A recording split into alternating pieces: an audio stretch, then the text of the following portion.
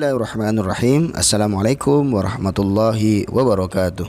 Alhamdulillah wassalatu ala Rasulillah wa ala alihi wa sahbihi wa mawala la haula wa la quwata illa billah. Amma ba'd. Segala puji bagi Allah, salawat dan salam semoga tersampaikan kepada Nabi Allah Nabi Muhammad sallallahu alaihi wasallam. Sahabat Abi di mana saja berada, anak-anakku peserta didik yang Abi sayangi, yang Abi cintai karena Allah Subhanahu wa taala. Mari sebelum kita mempelajari bab 7 hakikat mencintai Allah Subhanahu wa taala, khauf, roja dan tawakal kepadanya, kita awali dengan mengucapkan basmalah, bismillahirrahmanirrahim, dan kita kirimkan Fatihah, bacakan Fatihah untuk orang tua kita, guru-guru kita, terkhusus Nabi Allah Nabi Muhammad sallallahu alaihi wasallam. Al-Fatihah. A'udzu billahi minasyaitonir rajim. Bismillahirrahmanirrahim. Alhamdulillahi rabbil alamin arrahmanir rahim maliki yaumiddin.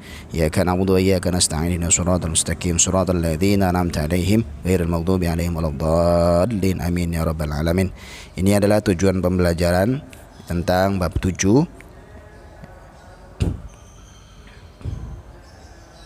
Infografis iman kepada Allah, tawakal kepada Allah, cinta kepada Allah, berharap kepada Allah, takut kepada Allah. Ayo tadarus, ya, semangat bertadarus membaca Quran surah Al-Baqarah ayat 30 hingga 32. Ya, tadabbur, amatilah gambar-gambar di bawah ini, kemudian tulislah makna yang tersirat pada setiap gambar, kaitkan makna-makna tersebut dengan tema hakikat mencintai Allah, khauf, raja dan tawakal kepadanya. Kisah inspirasi, baca dan cermatilah artikel di bawah ini, kemudian tulislah nilai-nilai keteladanan yang dapat diambil dari artikel tersebut. Dengarkan, Abi akan membacakannya. Menekuni Al-Quran sebagai wujud cinta kepada Allah Subhanahu wa taala.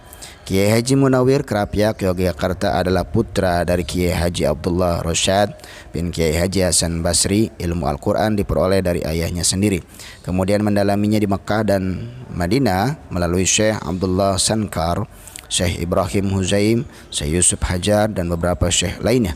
Selama 21 tahun belajar di Makkah dan Madinah, beliau kembali ke Kauman, Yogyakarta pada tahun 1909 Masehi. Selain ahli qiraat sab'ah, 7 bacaan Al-Quran, beliau juga mendalami ilmu lain melalui Kiai Haji Abdullah Kanggotan, Bantul, Yogyakarta, Kiai Haji Khalil Bangkalan, Madura, dan Kiai Haji Soleh Darat, Semarang. Dikisahkan saat baru berusia 10 tahun, beliau belajar kepada Kiai Haji Khalil di Bangkalan, Madura. Suatu ketika saat akan sholat berjamaah, Kiai Haji Khalil tidak berkenan menjadi imam sholat sambil berkata, seharusnya yang berhak menjadi imam adalah anak ini, sambil menunjuk Kiai Haji M. Munawir. Meskipun masih usia belia, tetapi ahli qiraat. Sebagai wujud cinta kepada Allah Subhanahu wa taala, beliau menekuni Al-Quran dengan usaha yang amat gigih, yakni sekali hatam dalam 7 hari 7 malam selama 3 tahun, kemudian sekali hatam dalam 3 hari 3 malam selama 3 tahun, kemudian sekali hatam dalam sehari semalam selama 7 tahun, dan membaca Al-Quran selama 40 hari berturut-turut. Beliau selalu menaikkan salat fardu pada awal waktu diiringi dengan salat sunnah rawatib secara rutin. Setiap setelah asar dan subuh selalu mewiridkan Al-Quran. Setiap 1 pekan sekali beliau menghatamkan Al-Quran, yakni pada hari Kamis sore. Hal ini rutin beliau lakukan sejak usia 15 tahun di Pondok Pesantren Krapyak, Yogyakarta. Kiai Haji Munawir fokus mengajarkan Al-Quran kepada para santri. Mereka sangat menghormati beliau karena memiliki kewibawaan akhlak dan ilmu yang sangat tinggi. Di antara murid-murid beliau yang meneruskan perjuangan pengajaran Al-Quran adalah Kiai Haji Arwani Amin, Kudus, Jawa Tengah, Kiai Haji Badawi, Kendal, Jawa Tengah, Kiai Zuhdi, Nganjuk, Jawa Timur, Kiai Haji Muntaha, Kalibeber, Wonosobo, Jawa Tengah, Kiai Haji Murtado, Puntat, Cirebon, Jawa Barat, Kiai Haji Hasbullah, Wonokromo, Yogyakarta. Beliau wafat pada hari Jumat tanggal 11 Jumadil Akhir tahun 1942 Masehi, dimakamkan di pemakaman Dongkelan sekitar 2 km dari komplek pesantren Krapyak. Karena banyaknya orang yang bertakziah, bertindak sebagai imam sholat jenazah secara bergiliran adalah Kiai Haji Mansur, Popongan, Solo, Jawa Tengah, Kiai Haji R. Hasnawi, Kudus, Jawa Tengah, dan Kiai Haji Maksum, Rembang, Jawa Tengah. Wawasan keislaman.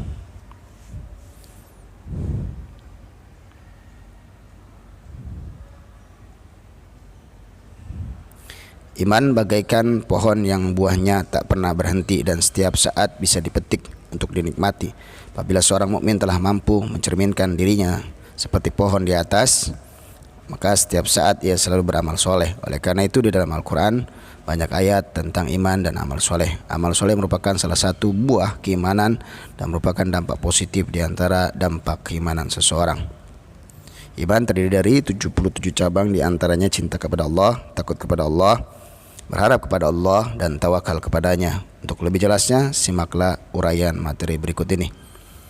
1. Hakikat mencintai Allah Subhanahu wa Ta'ala. Cinta adalah perasaan yang suci dan lembut, berupa rasa kasih sayang. Perasaan cinta ditandai dengan rasa rindu kepada yang dicintai. Tingkatan cinta tertinggi dan hakiki adalah cinta kepada Allah Subhanahu wa Ta'ala. Cinta kepada Allah Subhanahu wa Ta'ala, mahabbatullah, berarti menempatkan Allah Subhanahu wa Ta'ala dalam hati sanubari. Cinta merupakan unsur terpenting dalam ibadah. Di samping khauf, takut, dan raja, berharap, ketiganya menjadi perasaan hati yang harus dimiliki setiap mukmin dalam melaksanakan ibadah kepada Allah Subhanahu wa Ta'ala.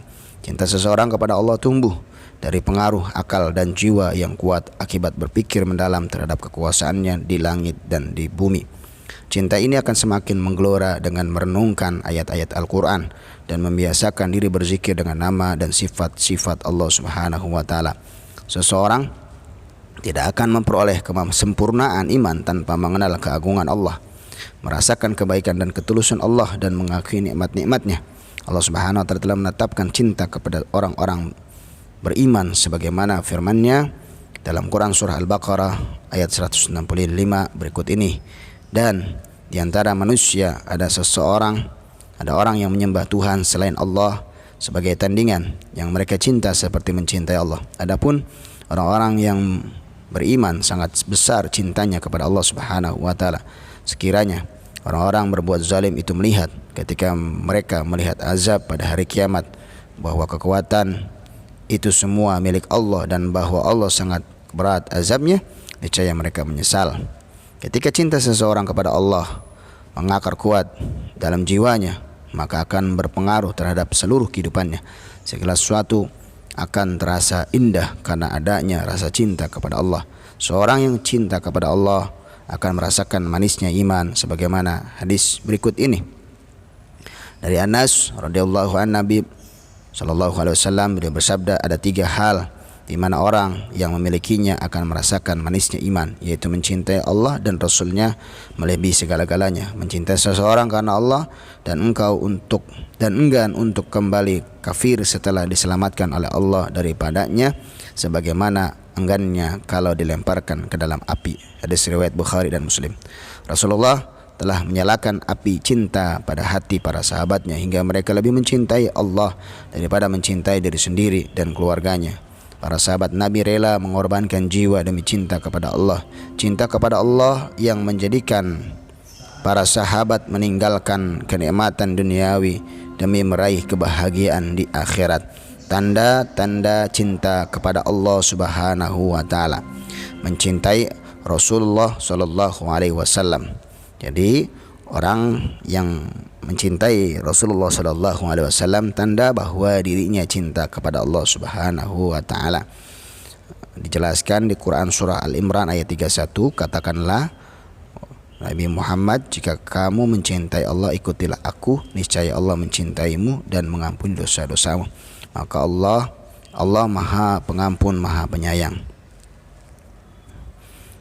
Ditambah dengan hadis riwayat Bukhari dari Abu Hurairah bahwa radhiyallahu an, bahwa Rasulullah sallallahu alaihi wasallam bersabda, demi zat yang jiwaku berada dalam kekuasaannya, tidak sempurna iman seseorang di antara kalian sehingga aku lebih dicintai daripada orang tua dan anak-anaknya.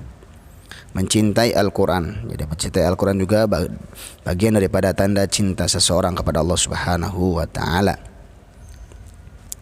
Menjauhi perbuatan dosa. Orang yang menjauhi perbuatan dosa juga termasuk tanda bahwa dirinya cinta kepada Allah. Mendahulukan perkara yang dicintai oleh Allah Subhanahu wa Ta'ala juga bagian daripada seseorang yang mencintai Allah Subhanahu wa Ta'ala. Tak gentar menghadapi hinaan. Kecintaan seseorang kepada Allah akan menjadikannya semakin teguh dalam mengamalkan ajaran Islam. Ia tak menghiraukan hinaan, cemoohan dan ujaran kebencian dari orang yang benci kepadanya. Kekuatan cinta membuatnya kuat menghadapi berbagai macam hujatan. Jadi orang yang mencintai Allah Subhanahu wa taala, dia tak gentar menghadapi hinaan. Cara meningkatkan cinta kepada Allah ada beberapa cara. Satu, ya, memahami besarnya cinta Allah kepada hambanya. Untuk meningkatkan rasa cinta kepada Allah dapat dilakukan dengan cara memahami betapa besarnya cinta Allah kepada hambanya. Allah Subhanahu wa taala tak pernah berhenti memberikan nikmat kepada seluruh hambanya. Oksigen, sinar matahari, air, tanah dan sumber daya alam di bumi ini selalu disediakan oleh Allah Subhanahu wa taala bagi hambanya tanpa terkecuali, baik mukmin ataupun tidak. Nah, kemudian senantiasa membersihkan hati, mempelajari ilmu agama secara mendalam juga, ya, bagian daripada cara meningkatkan cinta kita kepada Allah Subhanahu wa taala. Lalu kemudian aktivitas 7.4, bersama anggota kelompokmu buatlah kata-kata mutiara untuk mengungkapkan cinta kepada Allah dan Rasulnya, kemudian presentasikan di depan kelas. Kemudian hakikat takut kepada Allah atau khauf. Rasa takut merupakan sifat orang bertakwa sekaligus merupakan bukti iman kepada Allah Subhanahu wa taala. Rasa takut ini akan semakin meningkat seiring meningkatnya pengetahuan tentang Rabb-nya. Secara tegas Allah Subhanahu wa taala memerintahkan orang beriman agar takut kepadanya. Sesuai dengan Quran surah Al-Hajj ayat 1 sampai 2, wahai manusia, bertakwalah kepada Tuhanmu, sungguh guncangan hari kiamat itu adalah suatu kejadian yang sangat besar. Ingatlah pada hari ketika kamu melihatnya goncangan itu, semua perempuan yang menyusui anaknya dan akan lalai terhadap anak yang disusuinya, dan setiap perempuan yang hamil akan keguguran kandungannya, dan kamu melihat manusia dalam keadaan mabuk padahal sebenarnya mereka tidak mabuk, tetapi azab Allah itu sangat keras. Secara tegas ayat di atas menyeru kepada manusia agar takut terhadap siksa Allah. Ada beberapa lafaz yang maknanya berdekatan dengan al-khauf. Di antaranya adalah al-khath, al-husnu, ar-rahbah. Al-khauf artinya rasa takut, sedih dan gelisah ketika terjadi sesuatu yang tidak disenangi. Al-husnu adalah rasa sedih dan gelisah yang disebabkan oleh hilangnya sesuatu yang bermanfaat atau mendapatkan musibah. Ar-rahbu merupakan padanan kata sinonim dari kata al-khauf, sedangkan al-khathatu adalah rasa takut yang diiringi dengan pengagungan atas sesuatu yang ditakuti tersebut. Kata khauf secara etimologi berarti khawatir, takut, atau tidak merasa aman. Hal ini tertuang dalam Quran surah As-Sajdah ayat 16. Lambung mereka jauh dari tempat tidurnya. Mereka berdoa kepada Tuhannya dengan rasa takut dan penuh harap, dan mereka menginfakkan sebagian dari rezeki yang kami berikan kepada mereka.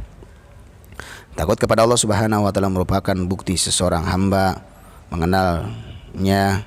Rasa takut tersebut akan semakin bertambah seiring bertambahnya pengetahuan hamba terhadap Rabb-nya. Perhatikan hadis berikut ini. Dari Anas radhiyallahu an berkata, Rasulullah sallallahu alaihi wasallam pernah berkhutbah yang luar biasa di mana saya belum pernah mendengar khutbah seperti itu. Yang mana beliau bersabda, seandainya kamu sekalian mengetahui apa yang aku ketahui, niscaya kamu sekalian akan sedikit sekali tertawa dan pasti akan banyak menangis. Kemudian para sahabat Rasulullah SAW menutup mukanya sambil terisak-isak menangis.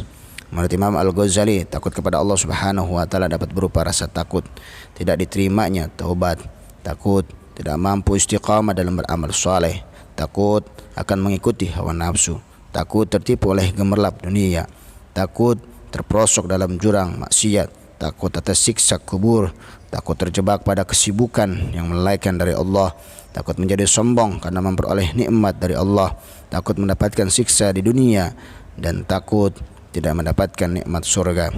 Adanya sifat khauf ini akan menjadi benteng penahan agar manusia tetap rendah hati dan tidak takabur. Rasa takut kepada Allah harus diikuti dengan ketaatan dan amal soleh. Dengan amal soleh inilah yang seorang mukmin berharap mendapatkan balasan berupa surga.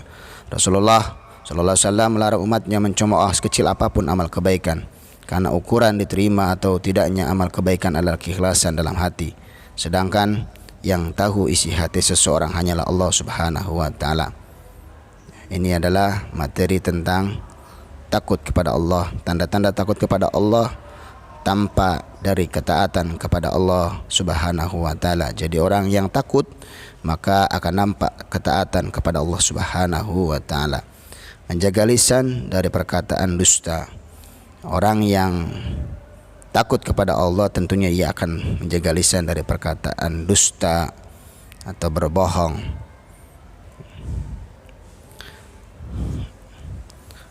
Menghindari iri dan dengki. Orang yang takut kepada Allah maka dia akan menghindari iri dan dengki.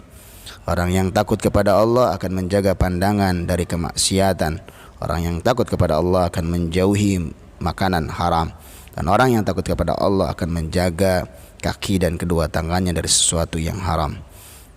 Sekarang kita akan membahas sedikit tentang hakikat berharap kepada Allah Subhanahu wa taala atau roja.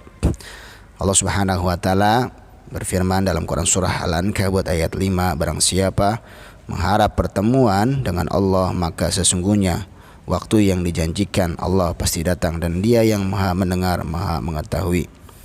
Menurut istilah roja berarti berharap untuk memperoleh rahmat dan karunia Allah. Sifat raja ini harus disertai optimis, perasaan gembira, sikap percaya dan yakin akan kebaikan Allah.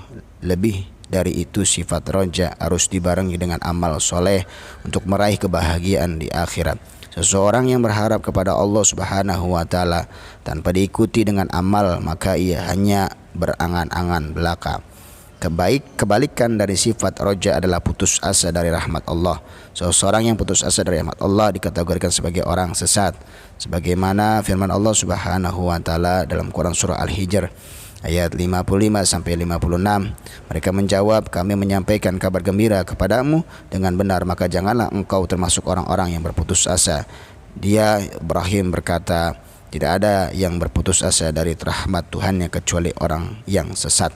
Salah satu penyebab munculnya sifat putus asa dari rahmat Allah adalah tidak memahami bahwa rahmat Allah Subhanahu wa taala sangat luas bagi hambanya.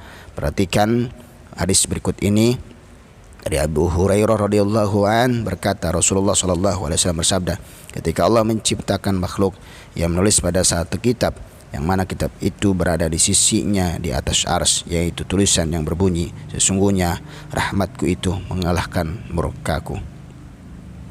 Ketika seseorang memiliki sifat roja, maka ia akan bersemangat untuk menggapai rahmat Allah Subhanahu wa taala, karena dia memiliki sifat Maha Pengampun, Maha Pengasih dan Penyayang. Meskipun bergelimangan dosa, rasa optimis mendapat ampunan Allah tetap ada dalam hatinya.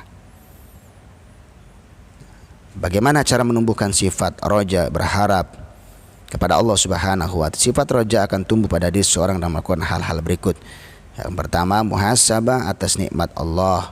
Muhasabah atas nikmat Allah berarti mawas diri atas apa yang telah diperbuat sebagai ungkapan syukur kepada Allah Subhanahu wa taala. Tak ada manusia yang sanggup menghitung nikmat Allah. Kemudian mempelajari, cara menumbuhkan sifat mempelajari dan memahami Al-Quran, meyakini kesempurnaan karunia Allah. Manfaat sifat roja, apa saja manfaatnya? Semangat dalam ketaatan kepada Allah, tenang dalam menghadapi kesulitan, merasa nikmat dalam beribadah kepada Allah, menumbuhkan sifat optimis. Ya, anak-anak, aktivitas 7.5 bersama kelompokmu diskusikanlah bagaimana cara menumbuhkan sifat cinta, takut dan berharap kepada Allah secara bersamaan pada diri seorang. Presentasikan hasilnya di depan kelas. Kemudian kita akan membahas sedikit tentang hakikat tawakal kepada Allah Subhanahu wa taala. Rasulullah sallallahu alaihi wasallam menganjurkan umatnya untuk selalu menerapkan sikap tawakal dalam kehidupan sehari-hari. Sikap ini pula yang diajarkan kepada para sahabat Nabi sallallahu alaihi wasallam. Para sahabat Nabi terbiasa bersikap tawakal dalam menghadapi permasalahan hidup. Ini menjadi bukti keberhasilan Nabi dalam memberikan contoh perilaku hidup yang dihiasi dengan tawakal. Rasulullah sallallahu alaihi wasallam selalu pasrah kepada Allah. Tidak ada rasa khawatir dan gelisah dalam menghadapi berbagai macam permasalahan. Allah berfirman dalam Quran surah Ar-Ra'd ayat 30, Demikianlah kami telah mengutus engkau Nabi Muhammad kepada suatu umat yang sungguh sebelumnya telah berlalu beberapa umat, agar engkau membacakan kepada mereka Al-Quran yang kami wahyukan kepadamu, padahal mereka ingkar kepada Tuhan yang Maha Pengasih. Katakanlah, ya Tuhanku, tidak ada Tuhan selain Dia, hanya kepadanya aku bertawakal dan hanya kepadanya aku bertobat. Secara bahasa tawakal berarti memasrahkan, menanggungkan sesuatu, mewakilkan atau menyerahkan. Secara istilah, tawakal artinya menyerahkan segala permasalahan kepada Allah setelah melakukan usaha sekuat tenaga. Seseorang yang bertawakal adalah seseorang yang mewakilkan atau menyerahkan hasil usahanya kepada Allah. Sifat ini merupakan bentuk kepasrahan kepadanya sebagai zat yang maha kuasa atas segala sesuatu. Tidak ada rasa sedih dan kecewa atas keputusan yang diberikannya. Sebagian orang keliru dalam memahami sikap tawakal. Mereka pasrah secara total kepada Allah tanpa ada ikhtiar terlebih dahulu. Mereka berpikir tak perlu bekerja, jika dikehendaki oleh Allah menjadi kaya maka pasti akan kaya.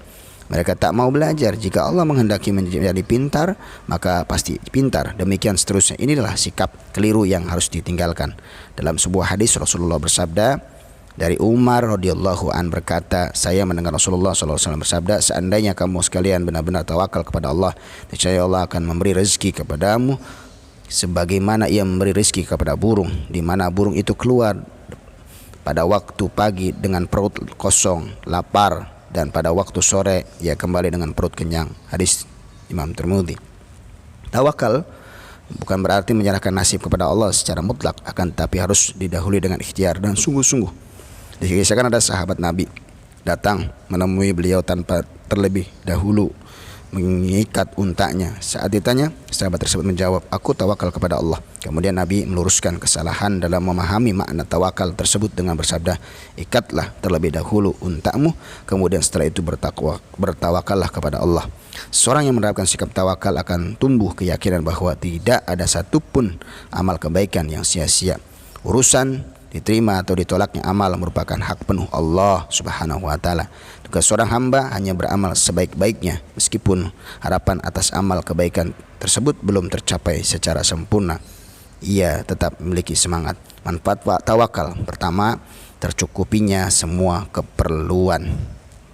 Orang yang bertawakal insyaallah akan terpenuhi semua keperluan, akan tercukupi semua keperluan. Orang yang bertawakal insyaallah mudah untuk bangkit dari keterpurukan, dan orang yang bertawakal tidak bisa dikuasai oleh syaitan, dan orang yang bertawakal memperoleh nikmat yang tiada henti. Orang yang bertawakal insyaallah akan menghargai hasil usaha. Kemudian penerapan karakter. Penerapan karakter, ya, di sini ada butir perilaku mendahulukan perkara yang dicintai oleh Allah, nilai karakter beriman dan bertakwa kepada Tuhan yang Maha Esa dan berakhlak mulia. Kemudian mencintai sesama manusia demi terjaganya persatuan dan kesatuan bangsa, kemerdekaan global, tetap ramah dan santun dalam menghadapi hinaan dan cemoohan dari orang lain, cinta damai, menggunakan nikmat sehat untuk melakukan kegiatan yang bermanfaat dan bernilai ibadah, tanggung jawab, menciptakan teknologi untuk mitigasi bencana sebagai wujud kewaspadaan dan khauf, kreatif. Ya, refleksi, ya, ada refleksi, silakan. Rangkuman, cinta kepada Allah Subhanahu wa taala atau yang disebut dengan mahabbatullah berarti menempatkan Allah Subhanahu wa taala di dalam sanubari, di dalam hati sanubari, dan merupakan tingkatan cinta tertinggi dan hakiki. Cinta seseorang kepada Allah tumbuh dari pengaruh akal dan jiwa yang kuat akibat berpikir mendalam terhadap kekuasaannya di langit dan bumi. Rasa takut, khauf merupakan sifat orang bertakwa sekaligus merupakan bukti iman kepada Allah. 4. Takut kepada Allah dapat berupa rasa takut tidak diterimanya taubat, takut tidak mampu istiqamah dalam beramal, dan seterusnya. Roja berarti berharap untuk memperoleh rahmat dan karunia Allah. Sifat khauf dapat mencegah seseorang berbuat dosa, sedangkan roja dapat mendorong untuk taat kepada Allah. Tawakal adalah mewakilkan atau menyerahkan hasil usahanya kepada Allah setelah didahului dengan ikhtiar yang sungguh-sungguh. Kedelapan, seseorang yang melakukan sikap tawakal akan tumbuh keyakinan bahwa tidak ada satupun amal kebaikan yang sia-sia. Penilaian sikap, tulislah perilaku-perilaku yang pernah kalian lakukan sebagai bentuk cinta kepada Allah, khauf, roja, dan tawakal kepadanya. Catatlah semua yang sudah kalian lakukan di buku catatanmu. Berilah tanda centang pada kolom berikut dan berikan alasan. Ya, silakan diperhatikan. Sekarang kita akan penilaian pengetahuan. Berilah tanda silang pada huruf A, B, C, D atau E jawaban yang paling tepat. 1. Ketika cinta seseorang kepada Allah mengakar kuat di dalam jiwanya, maka akan berpengaruh terhadap seluruh kehidupannya. Di antaranya adalah sebagai berikut, kecuali A. Mengikuti jalan pikiran orang lain, B. Menjauhi perbuatan tercela, C. Berkata jujur kepada semua orang, D. Mengutamakan kepentingan agama, E. Melaksanakan sunnah-sunnah Nabi. Perhatikan narasi berikut ini. Rasulullah SAW telah menyalakan api cinta pada hati para sahabatnya hingga mereka lebih mencintai Allah daripada mencintai diri sendiri dan keluarganya. Para sahabat Nabi rela mengorbankan jiwa demi cintanya kepada Allah Subhanahu wa taala. Cinta kepada Allah lah yang menjadikan para sahabat meninggalkan kenikmatan duniawi demi merasa kebahagiaan akhirat. Berdasarkan narasi di atas, hikmah yang dapat diambil adalah A. Cinta menyebabkan seseorang menjadi pelupa, B. Cinta kepada Allah melebihi cinta kepada duniawi, C. Diri sendiri tak memiliki kuasa dalam uruan cinta, D. Allah Subhanahu wa taala menciptakan cinta agar manusia sengsara, E. Manusia bisa bahagia tanpa rasa cinta. 3. Kadar cinta kepada Allah Subhanahu wa taala harus terus ditingkatkan. Di antara cara meningkatkan cinta kepada Allah Subhanahu wa taala adalah dengan senantiasa membersihkan hati. Amalan berikut ini dapat membersihkan hati, kecuali A. Membiasakan diri membaca istighfar, B. Bertaubat kepada Allah Subhanahu wa taala, C. Mengulangi perbuatan maksiat diikuti rasa takut, D. Berbuat kebajikan di berbagai kesempatan, E. Mengingat kematian. 4. Perhatikan narasi berikut ini. Takut kepada Allah Subhanahu wa taala merupakan bukti seseorang hamba mengenalnya. Rasa takut tersebut akan semakin bertambah seiring bertambahnya pengetahuan hamba terhadap Rabb-Nya. Berdasarkan narasi tersebut, amanakah yang merupakan penerapan sifat takut kepada Allah Subhanahu wa taala? A. Mengabaikan semua aturan yang berlaku di masyarakat, B. Membatasi diri untuk bertemu dengan orang lain, C. Memperbanyak teman di dunia maya melalui akun medsos, D. Bertindak sesuai norma agama, negara, dan masyarakat, E. Menyesuaikan diri dengan peradaban di dunia barat. 5. Perhatikan narasi berikut ini. Seseorang yang takut kepada Allah berusaha menghindari api neraka dengan amal-amal soleh. Rasulullah pernah bersabda,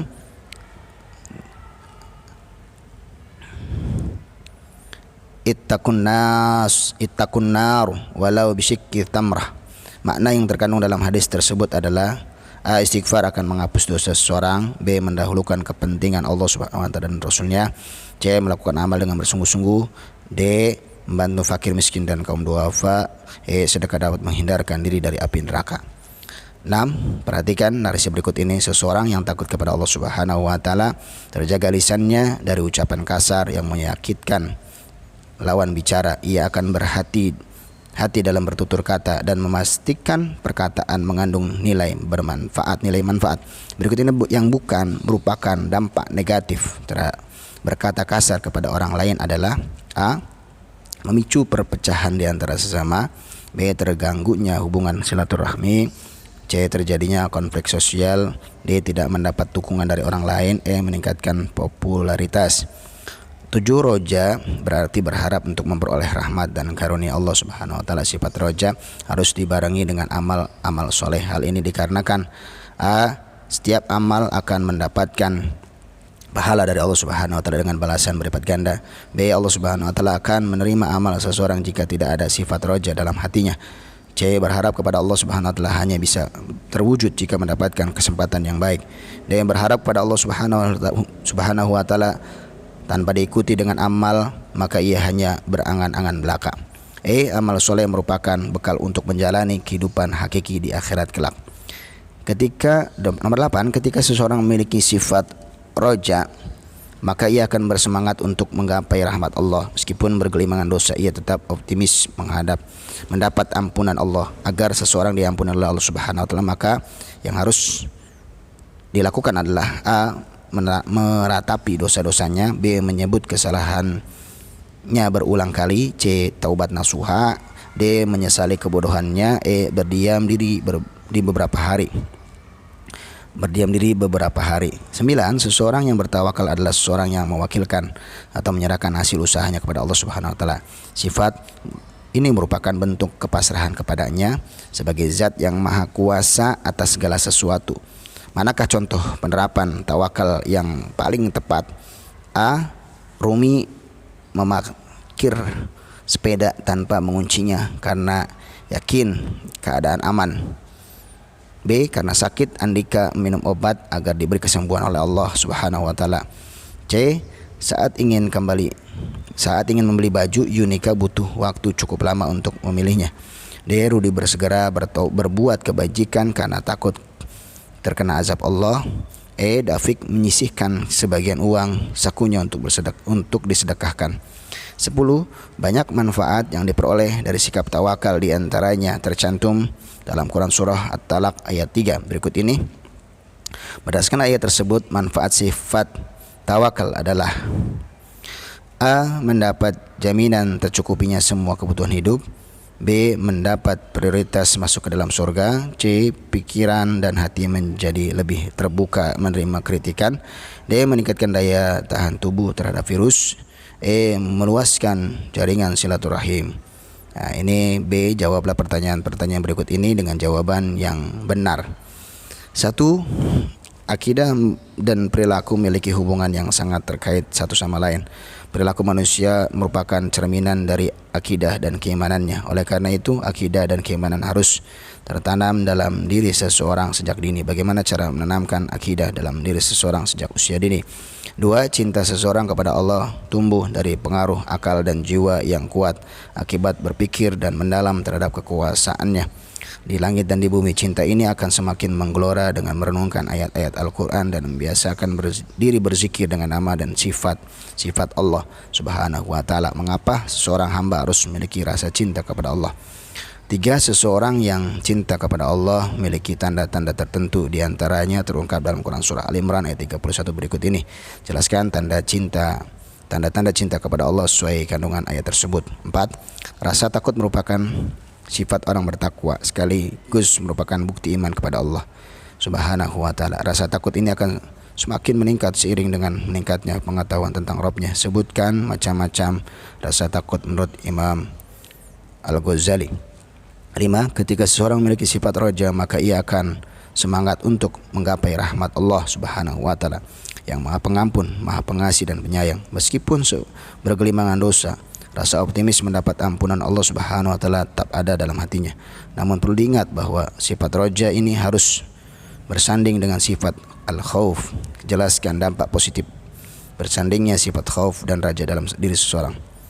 Penilaian keterampilan. Buatlah media pembelajaran digital atau non-digital tentang materi cinta kepada Allah, takut berharap dan tawakal kepadanya. Namun kumpulkanlah kepada gurumu. Ya, demikianlah yang bisa disampaikan, mudah-mudahan bermanfaat. Subhanakallahumma bihamdika asyhadu an la ilaha illa anta astaghfiruka wa atubu ilaik. Wassalamualaikum warahmatullahi wabarakatuh.